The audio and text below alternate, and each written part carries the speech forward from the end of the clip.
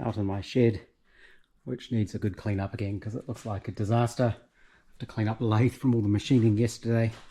That steel I use is 4140, it's high tensile steel, and it machines pretty well, but it gives you these vicious bits of swarf, and it gets everywhere.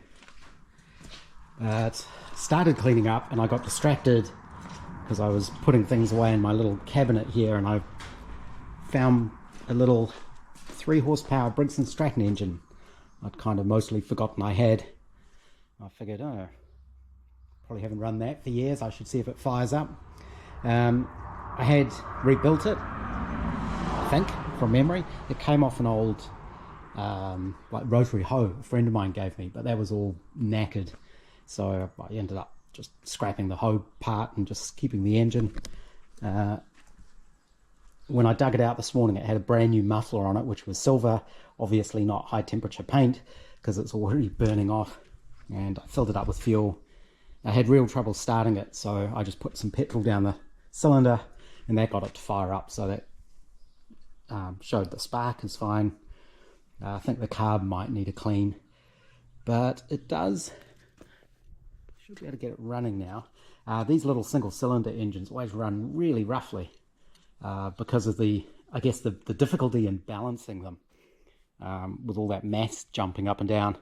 And it's quite interesting with this. Once I get it running, hopefully we can see it, but you can see the resonance on the little stool I've got it bolted to, where I don't know if the camera will pick it up properly because of the way the camera works, but the engine, especially the cover here, will be perfectly still, and this is vibrating around just through the vibration. But I'll see if I can get it to start. I don't think it's tuned properly. I have to give it sort of full choke to get it to start. I did just run it, so let's see.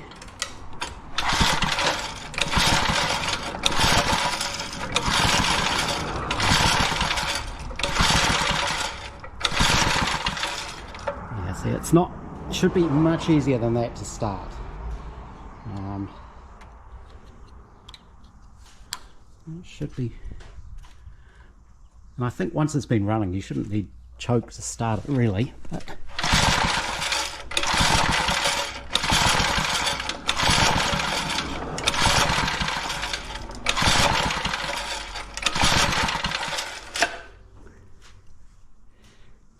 try it without choke.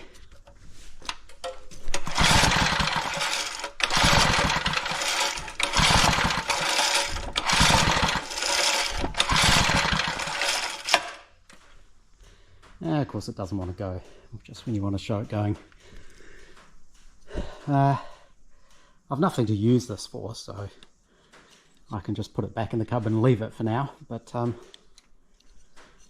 yeah, every so often I can try and check things still go.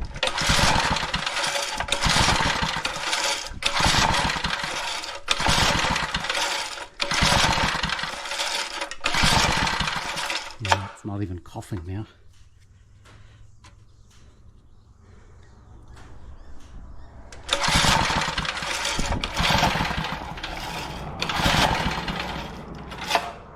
No, it's not going to do it. But I've put some Valve Master stuff in the fuel tank, which helps preserve the fuel. I look at things like that and think, oh, maybe I should make a little go-kart or a cycle cart or something like that, and then I look at, well, I've got a car. I don't need a little car like that. I've got one. I'm building it. I've got my Austin 7 if I really want one that drives.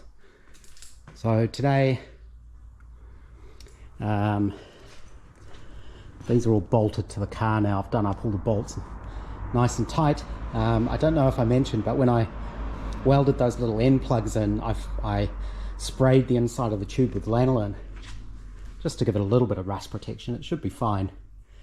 I was thinking about drilling holes in it so that I can run the cables for the side light and indicator down inside the tube, but I think I'm just going to strap the cable to the outside.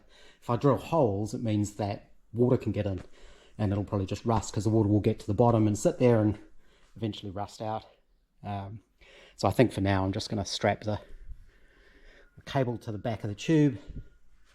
It can run down there, but because it's full of lanolin, when I was welding it, made some interesting smells from the heat, and you can see the lanolin is actually still leaking out a little bit, which is good. It must mean the inside's really coated. So today I'm going to clean up first, and then I'm going to look at these back mounts. I'll probably try that again once more after I turn the camera off, and it'll start first time. But yeah, if I can get those front guards fully mounted this weekend, that would be good. My tidying up has created more mess. That little engine did fire up again. There's something not right with it. I'm wondering if I got the valve timing wrong when I reassembled it, or there's something not quite right, because it was actually spitting back through the carburetor a bit, which is interesting. You get little puffs of smoke come out at the top of it. But I started cleaning up, and I'm just sick of always having to clean my little lathe tools because they're sitting here behind the lathe and they get covered in swarf. And then the obvious solution is put them somewhere else. So I've just been making a little shelf to go up here. I'm just tidying up the cabling and things like that. But yeah, it's good to get stuff out of drawers, like little brackets and shelf brackets, and use up scrap bits of plywood and that kind of thing. I'm trying to run all the cables so they're out of the way as well, which is good. So now I can get all of this out of the way, keep that clean, so that the swarf, I might actually put a little back shield up here.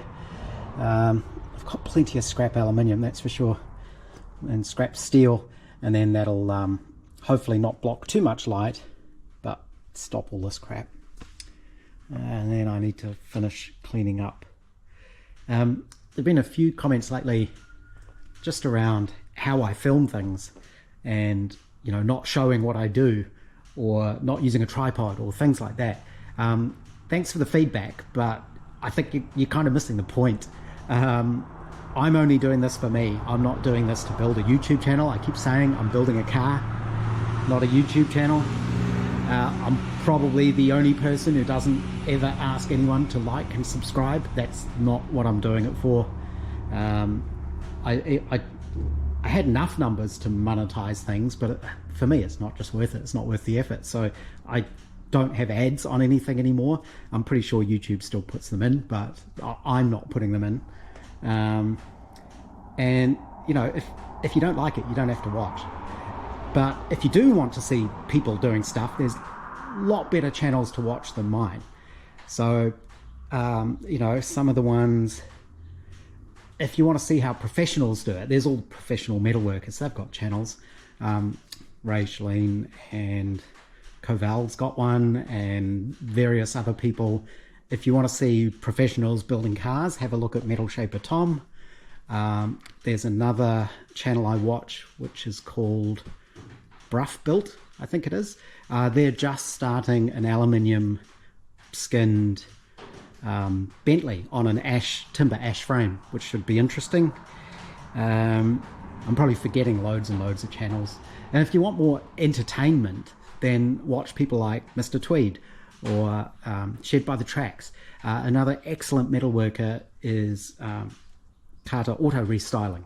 So he shows all the metalwork and exactly how he does it. So if you want to learn that, go and watch him, because he'll show how he does his metal finishing. And he's got some interesting projects as well. So there's channels out there. A few of the other ones I watch.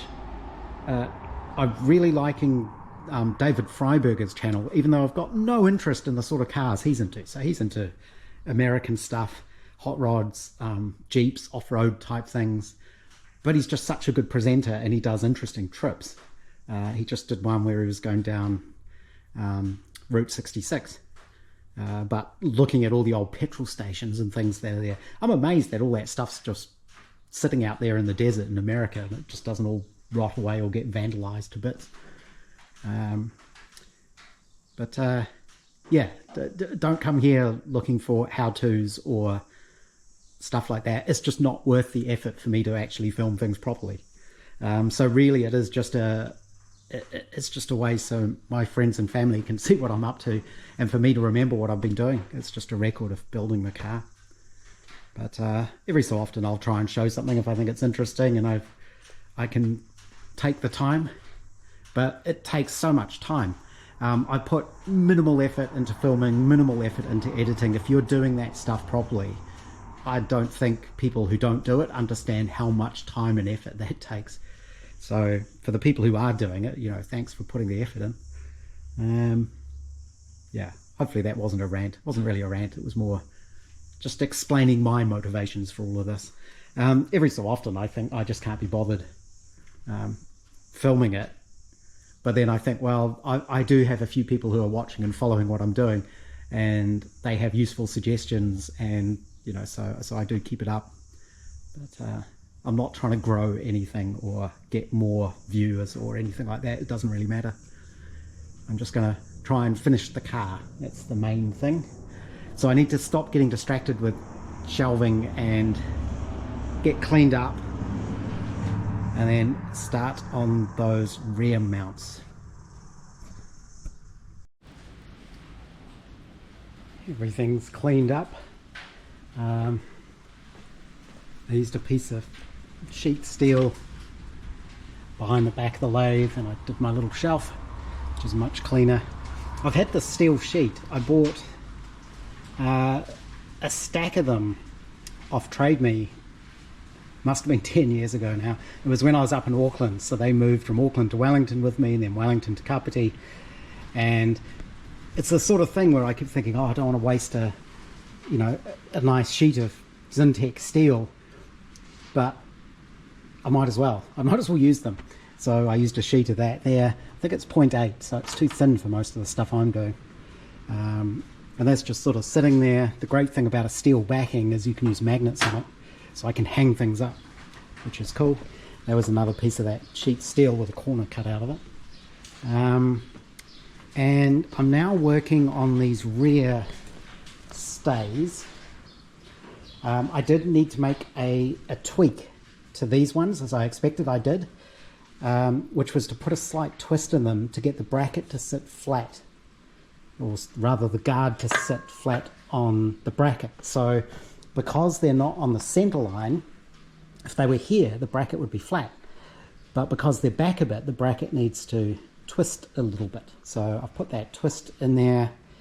And now I'm just trying to get the rear stays. This is now sitting a lot better, but it's still not attached. So what I'm trying to do now is get the spacing looking correct, which is proving a little bit tricky. So I made this little wooden template, and that kind of fits under that bracket. The problem is, I think, that in wiring the guards, the shape has changed a little bit. So the radius has, I think it's tightened up. So I need to figure out where this needs to be so it looks right.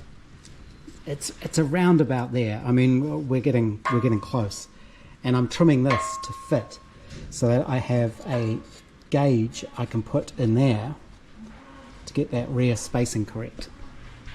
So it is about there. It's close. And then with that in place, this is so that I can get it the same on both sides of the car. Not that it matters, because you can't see both sides of the car at the same time, of course, but I want it to be even. And I'm making this rear stay, which needs this kind of dog leg in it, because it's not a straight line. And that's really tricky to get right, especially because I'm trying to bend short lengths of pipe in my little tube bender here, and this is thick wall stuff, so it's actually quite hard to bend. I actually ended up having to add this clamp with my steel bar slid over it to act as a handle to get extra leverage on this to push it, because my bench isn't solid enough. It's not bolted to the floor, so it just moves the whole bench. So I have to lean against the bench and push hard on that. The glove is there because having a sticky out thing like this is a bit dangerous, and I've walked into it a number of times now, so that's to remind me. So just trying to get that right now. Yeah, you can see how I think basically what's happened is when you wire it, the front and the back pull in just slightly, so it's not perfectly spherical anymore. I think it needs to go forwards a bit to look right, which means the gap at the back there is actually closer than the gap at the top, but that should be fine. So I'm slowly trimming that piece down. This is the one I started with, which was too big. I also thought of 3D printing a little spacer type thing. This was a test to make sure I got the radius around the tire correct, so that it sits flush on the tire. But to 3D print what's equivalent to the block of wood would take over an hour. It's like, well, I just use that as a template to trace around the tire profile and then cut it out of scraps of plywood, and that's working well.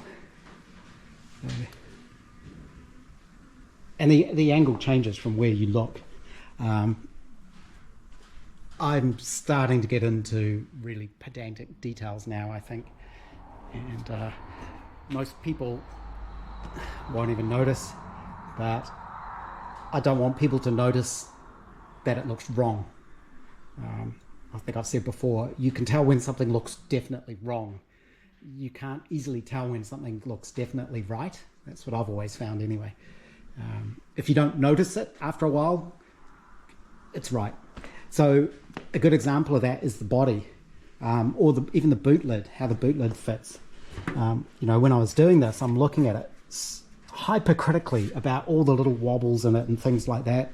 Now I don't even notice. It's part of the car. It looks mostly right. When the whole thing's complete, you won't even notice. But I think those stays look okay. They look like stays.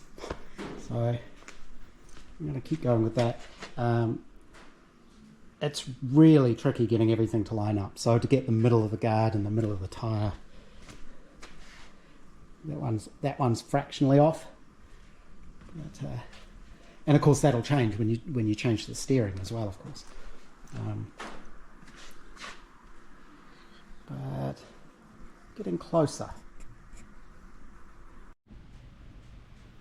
I ended up having a third go at getting the bends right.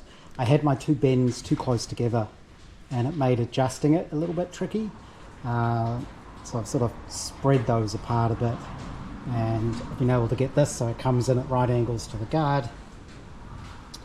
And the other use for that little piece of wood in there is it helps me centralize the guard on the tire. I can check the gap either side and make sure it's correct and that spacing's correct.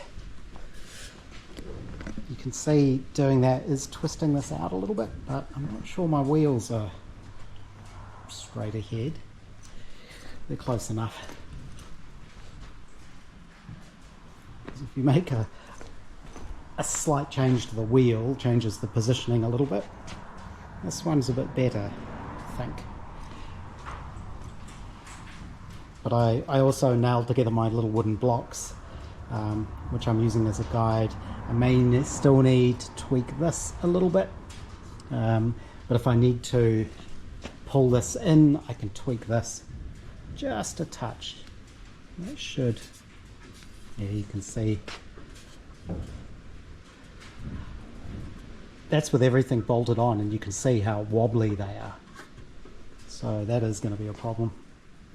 I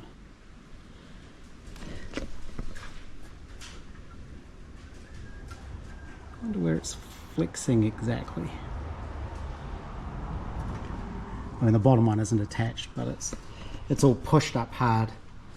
The spacing is right. It's kind of strange. It changes depending on what angle you look at it.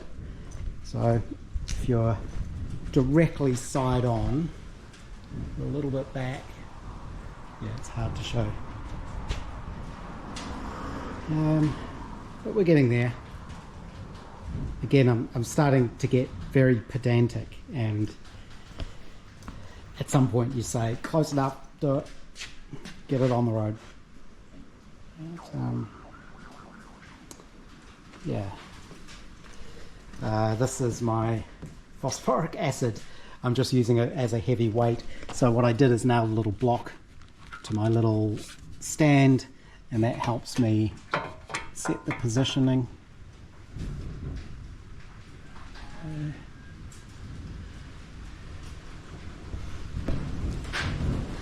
There's going to be a bolt on here as well, which is how this one's removable. Like I say, I'm not sure you could actually remove the guards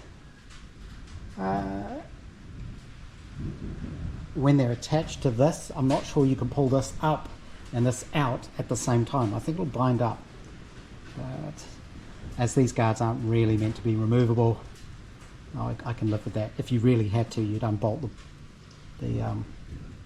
unbolt the guard from the stays, and then you can pull them off, or you could unbolt no, I probably wouldn't unbolt these from the chassis.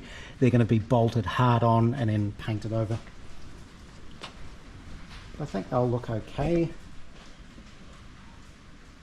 They look straight. The guard follows the back plate, so the guard is perpendicular to the car. This one isn't at the moment. I'm not sure if you can see, but I can see that this something's out a little bit. Again, this one's just sitting there. Clears the exhaust, which of course is important, and looks about right. So I'm going to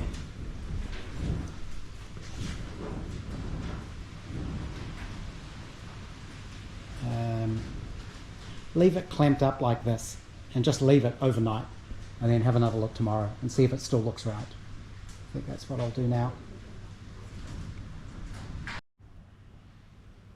I managed to get this front guard a little bit more centralized simply by taking the guard away and yanking up on the stay, which actually twists the whole chassis. If you do that, because this is quite a long lever, you can see the chassis flex.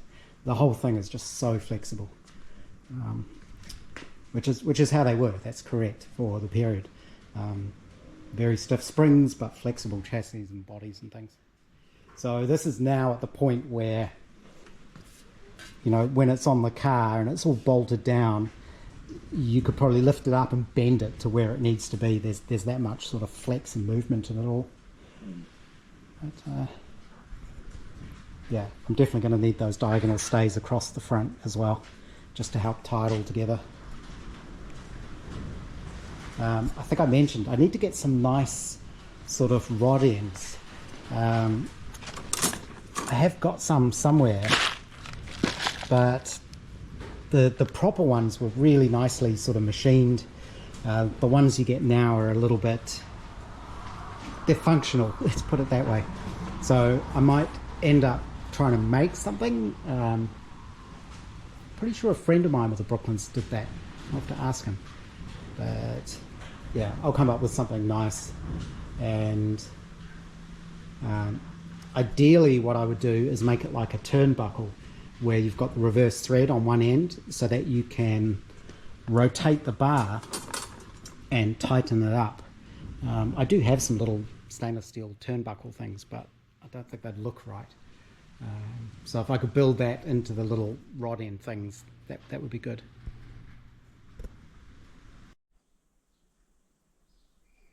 It's another gorgeous day here today, and it's a holiday, which is good. So today I'm going to finish those rear front guard supports, I think. And I've just been de-rusting them and had them in the metal bright, so they're outside in the sun, just drying. And I've also been thinking about my mill and adding flood coolant to it. Just because milling things on this is really awful with the chips flying everywhere, and they're hot, and it's not good for the cutters. So some sort of coolant would be a good idea rather than me just sort of spraying it on or dripping it on. You know, some sort of forced coolant would be good. And the table is set up for it. It actually has a little drain at the back there. But I've just noticed the actual table on the mill doesn't have any drains. I just poured some, this is methylated spirits, I just poured it on top of the vise to see which end it would go to see which end is lower. They're both pretty even, of course, because the mill is level, but this end seems a little bit lower. It's a little bit annoying. I'm not sure if you can see, but there's a little bit of a step from this little end tray thing up to where the T-slots are, which means if I put a drain in one end, it's always going to have a little puddle at the other end because it's lower. So there's always going to be a little bit of coolant sitting there, which is a bit annoying, unless I put drains in either end. But I'm looking at how am I going to do that. I think what I'll have to do is drill and tap for fittings here and drill a little hole, thread in a brass fitting, and then have tube running down into the drip tray. I'm assuming that's how you do it. So I could do one at either end. We're not talking a lot of coolant. You know, you don't want it spraying around everywhere. It's just a sort of a Milo-sized dribble, let's put it that way. But I already have the pump for this, as well as the little flexible nozzle thing. I must have bought these ages and ages ago and then put them in a drawer. They will have just been cheap off AliExpress, but they don't need to be fancy. This little fitting is magnetic, and this one was actually for a mist setup where you have compressed air coming into here, and there's a tube that comes off here going into your coolant, and it sprays it as a mist. And I didn't really want to do that because I don't want to put spray mist into the air. So I've modified this. The way it works with the mist ones is normally that plastic tube runs all the way down to the end here and through, and the air goes around the outside. What I ended up doing was taking off the fitting that goes here, that goes to the pickup, and I've blocked that off just with a bolt and a copper washer.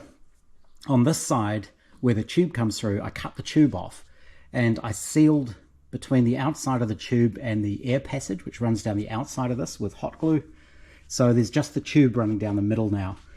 And I also pulled off, I don't have it here, the little brass nozzle that was in the end. So now it just has the tube running up the middle, hooked straight to the coolant supply. This is just water for testing. So if we plug this in, the pump's leaking there. That doesn't matter because this will be submerged in coolant. These are those completely sealed. There's a little magnetic impeller type pump, so they're pretty reliable. And there's just a little tap here. You can shut off the coolant flow, or you can open it up. Like I say, I just need a small amount dripping on it, which you can do by adjusting the little tap.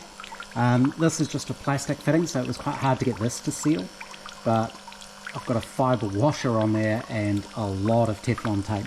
That seems to have done the trick. That wouldn't matter anyway because that gets mounted up here somewhere, so if it drips, it's just going to drip down onto here.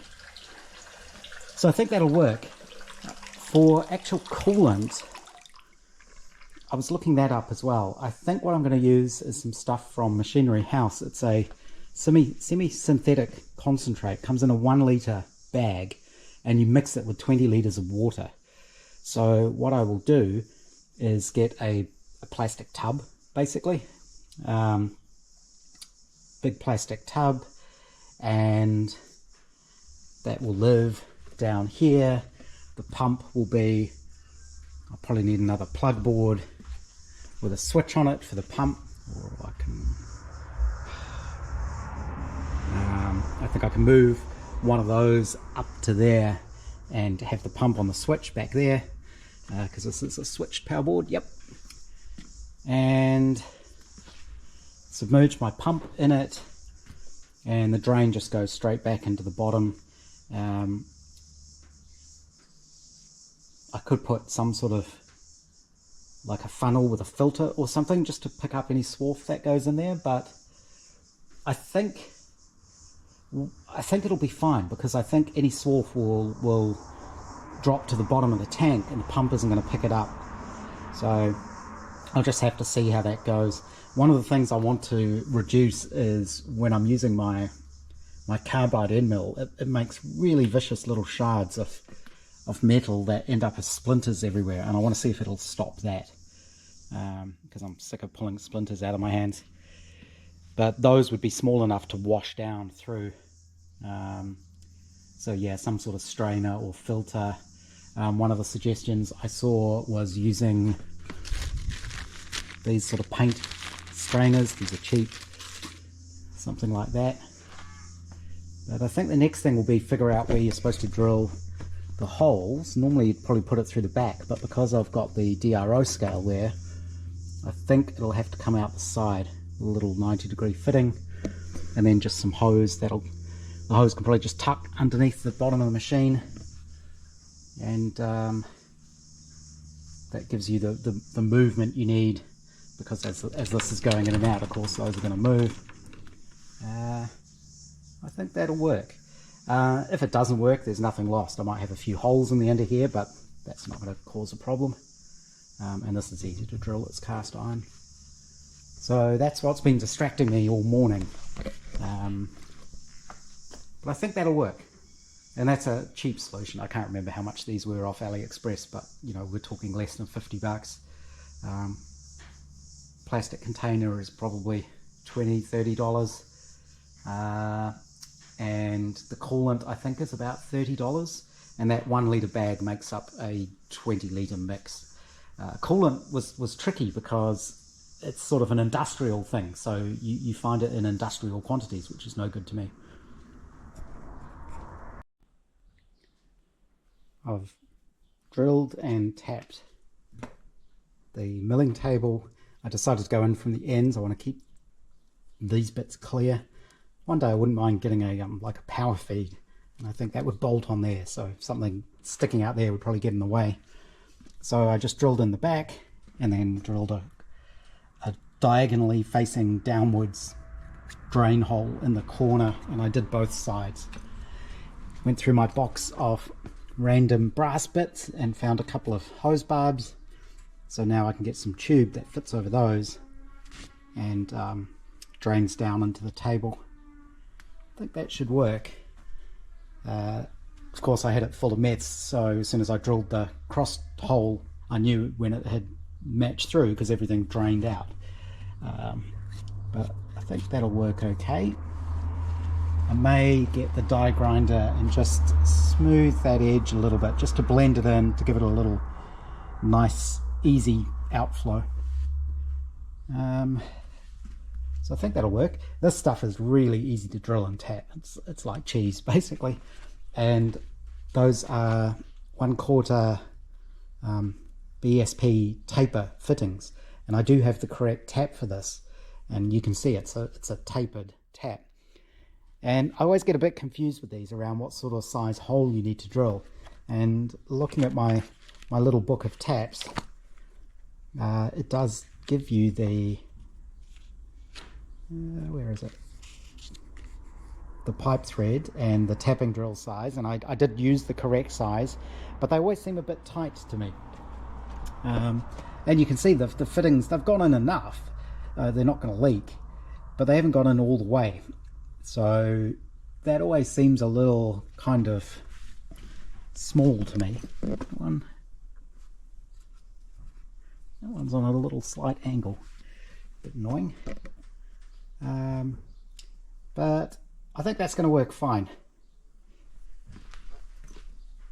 Then, so the next thing I need to do is actually get some hoses and get a container to put everything in, put all the coolant in, and get some coolant. But I guess I could test it out with water and then just make sure everything dries off nicely. The coolant, it is water-based. It's like an emulsion. It's semi-synthetic oil in water. When you mix it, you add the oil to the water to get it to mix properly, and it's meant to be anti-corrosive. So I'm hoping it also helps with the condensation corrosion I get in winter in here, but we'll see. Worth a try anyway. I also started going through my bits and pieces. This is what I started doing this morning for the Riley. So I've got some rod ends. I've got these footman's loops. I'll need those for the boot lid, for the straps to go around, and I've got these little turnbuckle things, stainless steel, M5, threaded M5, and I've got M5 rod. So what I was going to do is tap the end of this, or rather run a die over it so I can screw one end into there, and then the bracket for that end will be inside the chassis rail here, so you won't really notice that. And then all I need to do is get some sort of nice fitting for the other end to attach to the guard.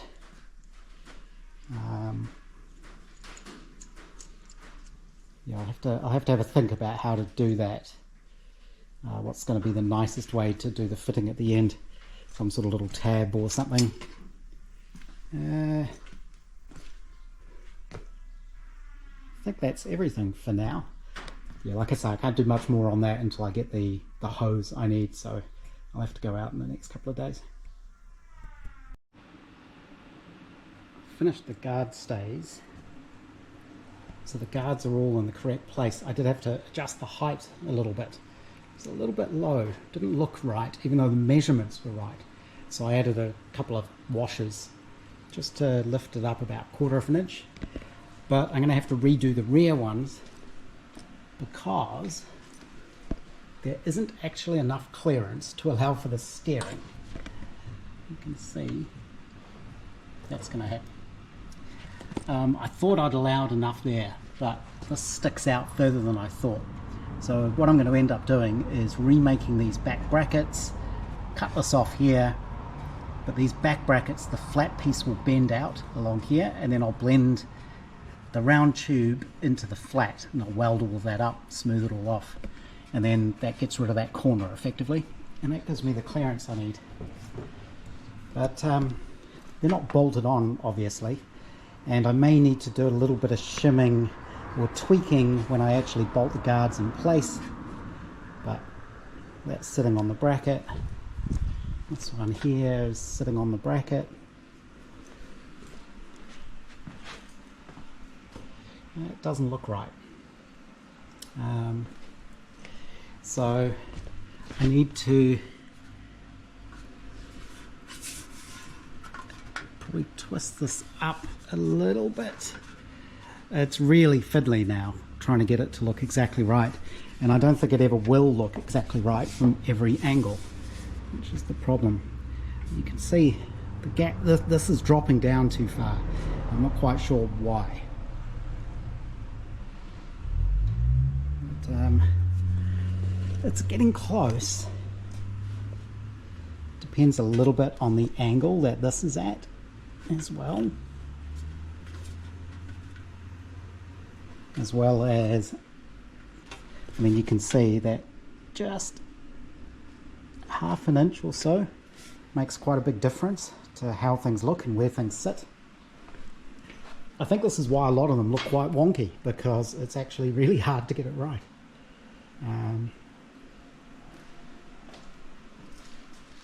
A little closer.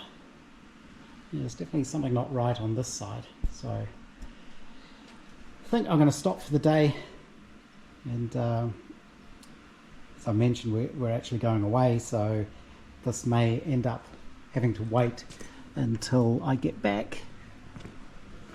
But getting close. Still not sure about these guards. From some angles they look really good, and then others doesn't look quite right. I could spend weeks doing this. So at some point I'm just basically going to say they're close enough for now. Can always remake them later. I've been looking at these rods that need to go diagonally across the front of the car. So I tapped my 5mm stainless steel rod that fits in the end of this turnbuckle thing. This is the left hand thread end here, I think. Should be making it shorter. And I decided how I'm going to mount these. I've cut 2 little bits of angle, and what I'm going to do is, because this cross member is held with a nut and a bolt, this is the bolt coming through here, I'm going to machine these up nicely in the mill. I'm going to drill and tap that to work as the nut that goes on there. So this will all be shortened, and that bolt from the outside will thread into there. You'll be able to hold this with a socket. I'm going to make it the same width as a Whitworth bolt so that you can actually hold it in place. So that will be in there, leaving that little tab. Same on the other side, be a little tab like that. And that tab happens to be the exact right width for that clevis end. So the hole will be drilled through. That lets that position change the angle as it needs to. I think that'll work quite well. These are nice thick bits of steel. They're actually thicker than a nut, so that gives me plenty of room to sort of drill and tap that. But I'll put these in the mill and I'll square them all up, but that'll be a job for another day, probably Wednesday. And I have also cut and measured some new bits of bar. So what I'll do is I'll remake this bit. I can reuse this. I can chop this off here, bend this out, and then sort of, I'll cut a slot in this probably, and then flatten these ends down so that it's round and then it tapers down. That other side I did fix why it was looking so low, and it was to do with it's the angle of the bracket. So the bracket in there, I just used my big piece of pipe to tweak it. You really get to see how flexible the chassis is when you do that. You have to hold it here. If you don't, all you do is twist all of this, which is how they are. They're very flexible. So I think once those are actually bolted in place, you can see the vibration there. None of these bolts are done up really hard, tight, but you can see how these will flex. They'll rattle around. I had the same thing on my Austin 7. They just do it. If you look at any footage of these cars being driven, you can see everything's rattling around. It's part of the fun of a vintage car, I guess, a pre-war car. But those diagonal things will help. You obviously can't put too much tension on them because it's just sheet metal, it would just bend. But they're central mostly. It's quite hard now to know where the straight ahead position is on the steering, because a little adjustment makes a big difference. I think overall that should work. Slowly figuring out what's going on here, and it's the opposite of what I thought. My measurement's been creeping and getting bigger, so the distance between the guard and the tyre has been increasing.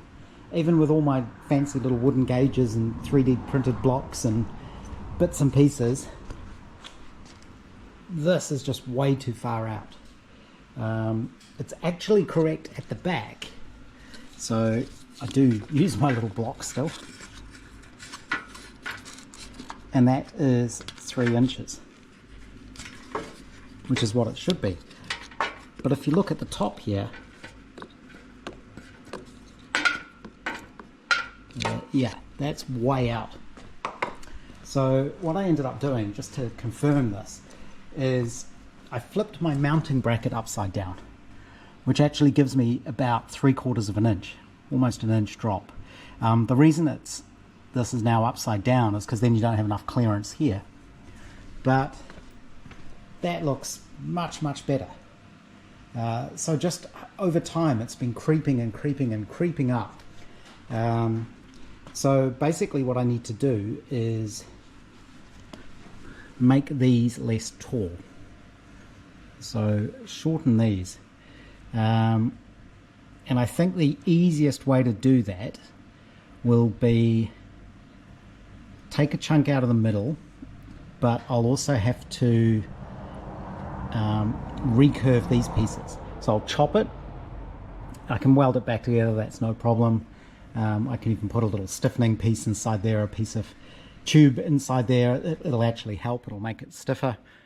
But you can't just chop an inch out of here because it'll drop it, but it'll also move it that way. So I will need to cut a section out and tighten these bends just a little bit.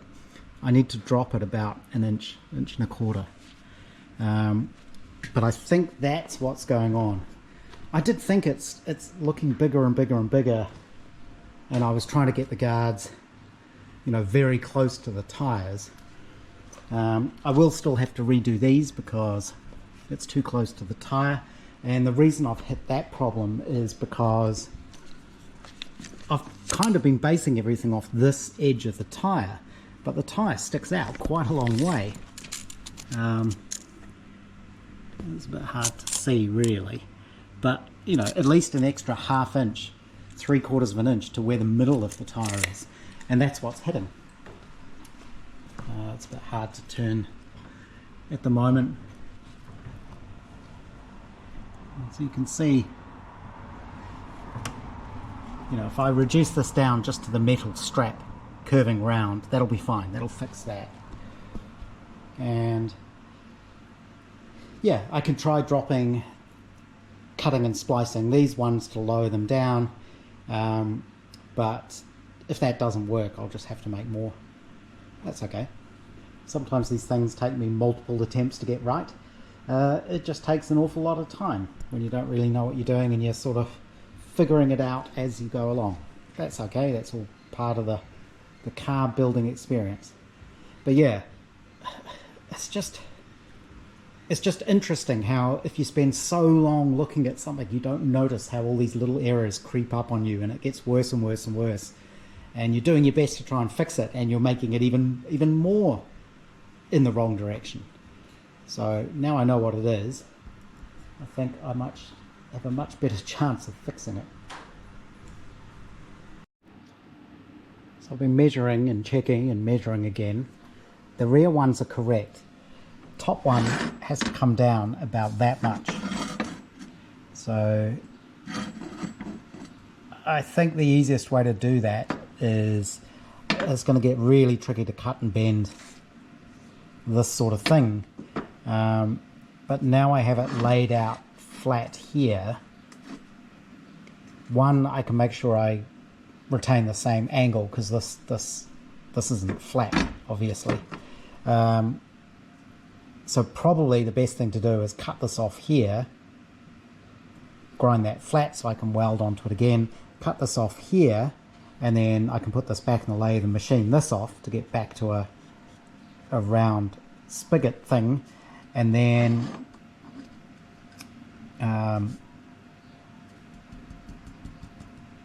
actually no, it's probably better to cut it in the middle here, leave this because then I don't lose that angle, and just redo this piece.